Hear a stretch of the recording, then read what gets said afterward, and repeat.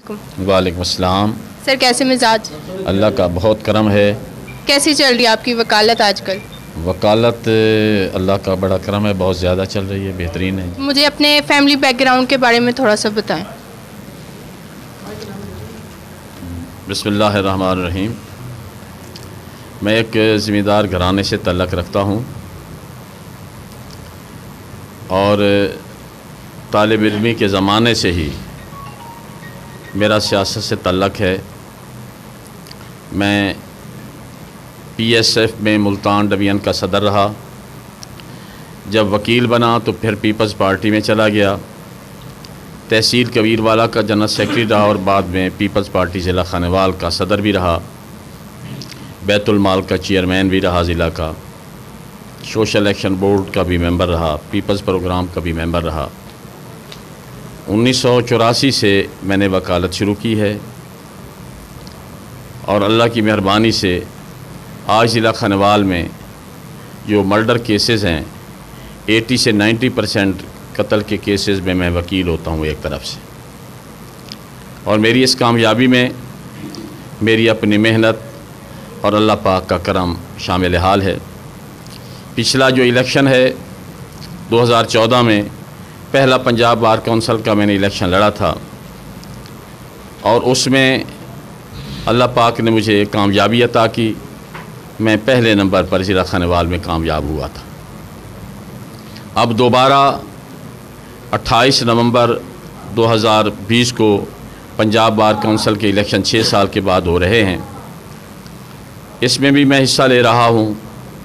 जो मेरी पिछली जीत थी वो भी कोई मेरी ज़ाती अहलियत की वजह से नहीं थी, दोस्तों के तामुन के साथ थी।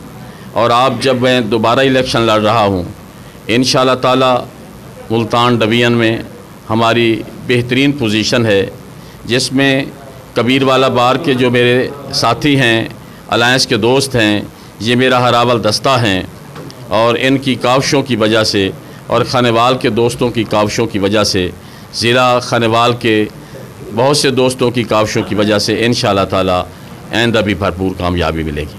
और कामयाब होकर मेरा मतबा नज़र सिर्फ़ और सिर्फ जो है वकला की खिदमत है और वकला के इस इदारे के वक़ार की बुलंदी के लिए मैंने पहले भी जद्दोजहद की है और फिर भी तादम मर्ग जब तक मैं रहा वकला के इस वक़ार को बुलंद करने के लिए अपनी कोशिशें जारी रखूँगा।